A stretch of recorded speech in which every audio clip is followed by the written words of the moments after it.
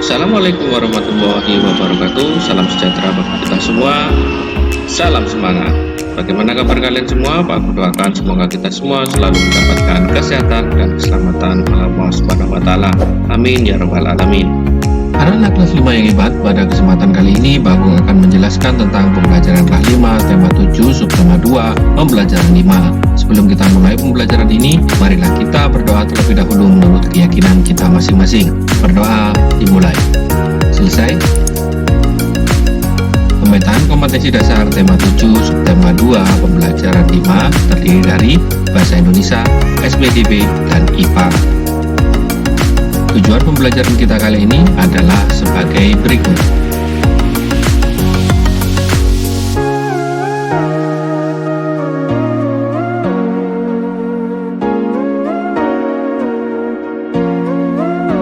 Baik anak-anak, apakah kalian sudah siap untuk menerima materi hari ini dari Bagong? Jika kalian sudah siap, mari anak-anak kalian perhatikan penjelasan Bagong dari awal sampai akhir nanti, karena di akhir pembelajaran 5 nanti ada soal-soal yang harus kalian kerjakan. Selamat menyaksikan.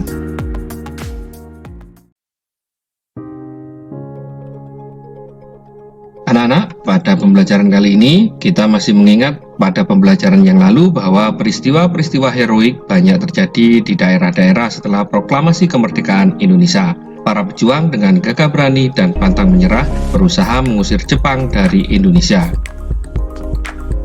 Semangat dan sukacita menyambut proklamasi kemerdekaan sangat terasa di seluruh penjuru Indonesia. Semangat tersebut diikuti oleh keinginan yang kuat untuk mengusir Jepang dari Indonesia. Seberapapun kuatnya tentara Jepang yang dipersenjatai lengkap dan modern tidak menyulutkan nyali dan tekad pejuang-pejuang Indonesia. Dengan gagah berani dan jiwa pantang mundur yang berkobar-kobar, pejuang-pejuang Indonesia terus menentang dan melakukan berbagai macam perlawanan terhadap Jepang. Ayo rasakan semangat gagah berani dan pantang mundur para pejuang Indonesia tersebut dengan menyanyikan lagu Maju Tak Gentar berikut ini. Ayo menyanyi. Nah, perhatikan anak-anak, ini adalah syair lagu Maju Tak Gentar dan juga partitur atau not angkat dan not balok pada lagu Maju Tak Gentar yang diciptakan oleh C. Simanjuntak.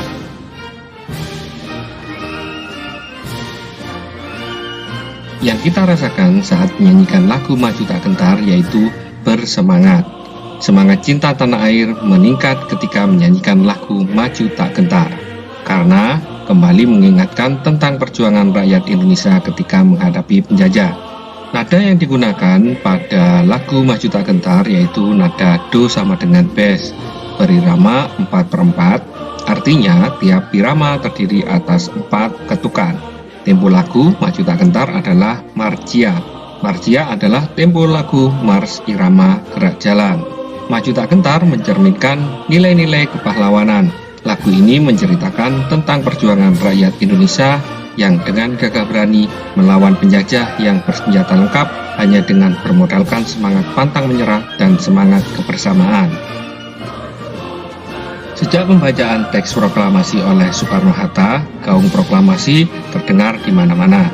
Namun, belum lama menikmati kemerdekaan, bangsa Indonesia sudah dihadapkan dengan perjuangan mempertahankan kemerdekaan. Perjuangan itu dikarenakan Belanda ingin menjajah Indonesia lagi. Belanda datang ke Indonesia dengan membonceng tentara sekutu pimpinan Inggris. Akibatnya, pertempuran terjadi di mana-mana. Korban pun banyak berjatuhan. Perjuangan mempertahankan kemerdekaan. Ayo membaca. Anak-anak hebat, mari perhatikan bacaan berikut ini. Ketika bangsa Indonesia memproklamasikan kemerdekaannya, banyak pihak asing yang tidak menyetujuinya. Pihak-pihak asing tersebut antara lain sekutu, terutama Belanda dan Inggris. Demikian pula dengan Jepang. Banyak tentara Jepang yang masih tersisa di Indonesia belum mengetahui jika mereka telah kalah dan menyerah kepada sekutu. Mereka juga belum tahu jika bangsa Indonesia telah merdeka.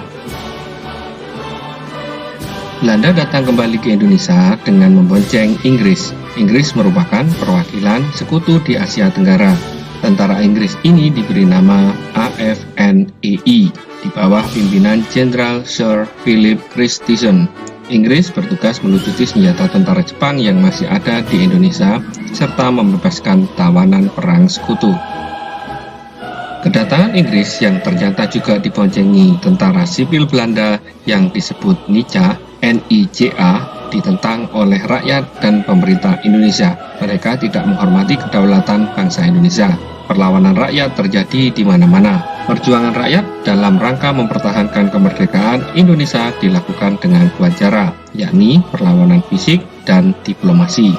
Perlawanan fisik dilakukan dengan kontak senjata, adapun perjuangan dengan diplomasi dilakukan melalui meja-meja perundingan. Perlawanan fisik dilakukan di berbagai daerah antara lain sebagai berikut. 1. Pertempuran 10 November 1945 di Surabaya. Setiap tanggal 10 November diperingati sebagai Hari Pahlawan, berawal dari tewasnya Jenderal Malabi, pimpinan Sekutu. Adapun tokoh yang terlibat adalah Bung Tomo, Gubernur Suryo, dan Kolonel Sungkono. 2. Palagan Ambarawa terjadi pada tanggal 15 Desember 1945 di Ambarawa, Jawa Tengah. Setiap tanggal 15 Desember diperingati sebagai Hari Infanteri Nasional. Insiden ini bermula dari Sekutu mempersenjatai tawanan yang sudah dibebaskan. Sekutu juga membebaskan orang-orang Belanda secara sepihak. Adapun tokoh yang terlibat dalam peristiwa ini antara lain Kolonel Isdiman dan Kolonel Sudirman. 3. Bandung Lautan Api terjadi pada tanggal 23 Maret 1946 di Bandung, Jawa Barat. Insiden ini bermula dari ultimatum Sekutu meminta senjata yang diperoleh dari tentara Jepang untuk diserahkan kepada Sekutu. Namun, rakyat Bandung menolaknya, bahkan membakar kota Bandung agar tidak dikuasai Sekutu. Tokoh yang terlibat antara lain Muhammad Toha, Abdul Haris Nasution, dan Suryadi Suryadharma. 4. Medan Area terjadi pada tanggal 10 Desember 1945 di Medan, Sumatera Utara. Insiden ini bermula dari orang-orang Belanda menginjak-injak bendera merah putih. Tokoh yang terkenal adalah Ahmad Tahir. 5. Serangan umum 1 Maret 1949 di Yogyakarta. Peristiwa ini dipicu Belanda yang menduduki kota Yogyakarta dan mempropagandakan bahwa TNI telah hancur. Tokoh yang terlibat antara lain Letkol Soeharto dan Sultan Hamengkubuwono ke-9. Perjuangan secara diplomasi juga dilakukan dari perundingan satu ke perundingan yang lain. Perjuangan secara diplomasi. 1. Perundingan Linggarjati diadakan pada tanggal 10 November 1946 di Linggarjati, Cirebon, Jawa Barat. Dalam perundingan ini, Indonesia diwakili oleh Sultan Syahrir dan Belanda diwakili oleh Profesor Sherman-Hon. Hasil perjanjian ini sebagai berikut.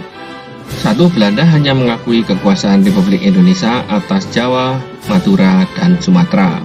2. Negara Indonesia Serikat terdiri dari Negara Republik Indonesia, Negara Indonesia Timur, dan Negara Kalimantan. 3. Negara Indonesia Serikat dan Belanda merupakan satu uni dengan nama Uni Indonesia Belanda yang diketuai Belanda. Namun, Belanda mengingkari perjanjian ini dan melancarkan agresi militer Belanda I pada tanggal 21 Juli 1947. 2. Perjanjian Renville. Perjanjian Renville diadakan pada tanggal 17 Januari 1948 di atas kapal USS Renville milik Amerika Serikat. Isi perjanjian ini sebagai berikut. 1. Belanda hanya mengakui daerah Republik Indonesia atas Jawa Tengah, Yogyakarta, sebagian kecil Jawa Barat, dan Sumatera. 2. Semua pasukan RI harus ditarik mundur dari wilayah-wilayah yang diduduki Belanda.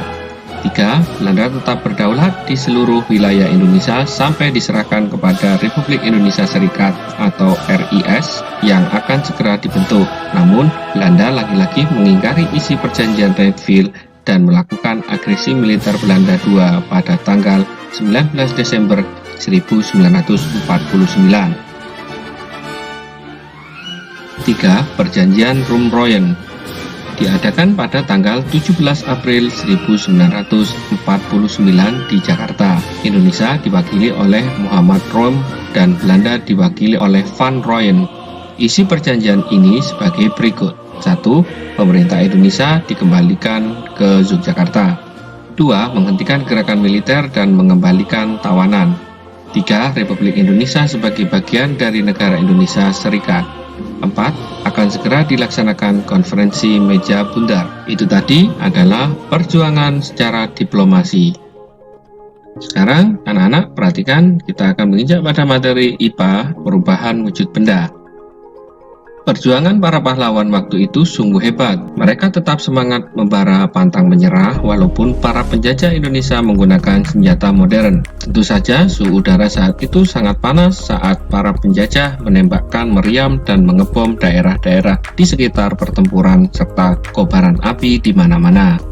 Berbicara tentang panas, tentu kamu masih ingat akan kalor, termasuk perpindahan kalor dan kemampuan kalor mengubah suhu dan mengubah wujud benda. Pada pembelajaran yang lalu, telah kita buktikan melalui percobaan bahwa kalor dapat mengubah wujud benda melalui peristiwa mencair.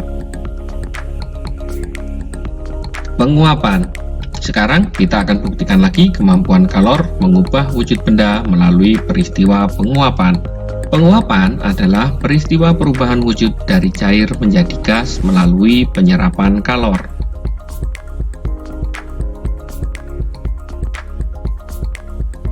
Pernahkah kamu mengamati ketika merebus air sampai mendidih? Apakah yang keluar dari jerek? Dari mulut jerek keluar asap putih. Asap putih tersebut adalah air yang terkena panas berubah menjadi uap air. Peristiwa penguapan. Contoh lain perubahan wujud karena penguapan sebagai berikut.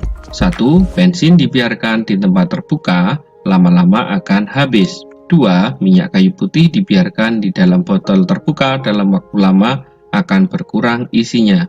3. Baju basah akan kering ketika dijemur di bawah panas matahari.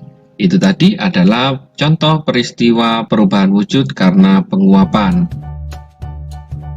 Mengamati perubahan wujud benda. Tujuannya mengamati perubahan wujud benda. Alat dan bahan. 1. Sapu tangan. 2. Air dalam mangkuk. Nah, di sini ada percobaan anak-anak. Cara kerjanya yang pertama, siapkan alat dan bahan. 2. Celupkan sapu tangan ke dalam air. 3. Jemur sapu tangan di bawah terik matahari. 4. Amati sapu tangan setelah dijemur. Nah, sekarang perhatikan anak-anak gambar. Kalian lihat panah di sini. Panah di sini menunjukkan nomor 1 menyiapkan alat dan bahan. Di sini ada handuk dan mangkuk yang berisi air. Kemudian 2, mencelupkan sapu tangan ke dalam air yang ada di dalam mangkuk tersebut. Kemudian yang ketiga, menjemur sapu tangan di bawah terik matahari. Keempat, mengamati keadaan sapu tangan setelah dijemur. Apa yang akan terjadi jika sapu tangan itu terkena panas matahari dalam waktu yang lama? Kesimpulan, perhatikan di sini anak-anak.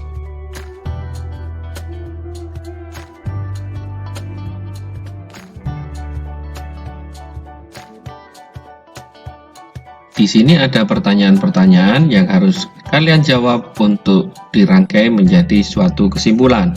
Jawaban apa yang harus kita jawab pada titik-titik yang ada pada kesimpulan tersebut? Baik, kita bahas. Untuk yang pertama, kita baca dulu kesimpulannya. Sapu tangan basah karena mengandung air. Saat dijemur, air pada sapu tangan mengalami perubahan wujud menjadi uap air. Uap air bergerak ke udara yang suhunya lebih rendah. Setelah semua air berubah menjadi uap, sapu tangan menjadi kering. Percobaan ini membuktikan pada penguapan terjadi perubahan wujud benda dari benda cair menjadi benda gas. Nah, itu tadi adalah kesimpulan dari percobaan yang tadi kita lakukan. Nah, tugas kalian di rumah adalah jawablah pertanyaan-pertanyaan di bawah ini. Nah, di sini anak-anak ada 10 pertanyaan yang harus kalian jawab. Jika kalian memperhatikan penjelasan Pak Agung dari awal sampai akhir ini, kalian akan bisa menjawab pertanyaan-pertanyaan tersebut dengan mudah. Sebelum kalian mengerjakan, jangan lupa kalian berdoa terlebih dahulu supaya diberikan kemudahan berpikir dan kecerdasan dari Allah Subhanahu wa taala. Amin ya rabbal alamin. Selamat mengerjakan. Demikian materi kelas 5 tema 7 subtema 2 pembelajaran 5. Semoga pembelajaran kali ini dapat bermanfaat dan menambah motivasi belajar serta mempermudah dalam pemahaman materi.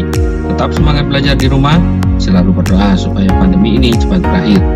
Jaga kesehatan, jaga kebersihan lingkungan, dan jangan lupa selalu cuci tangan sebelum atau sesudah aktivitas. Sebelum kita tutup pembelajaran ini, marilah kita berdoa terlebih dahulu. Berdoa dimulai. Selesai. Terima kasih sudah menyaksikan video pembelajaran ini. Sampai berjumpa lagi pada materi selanjutnya. Wassalamualaikum warahmatullahi wabarakatuh.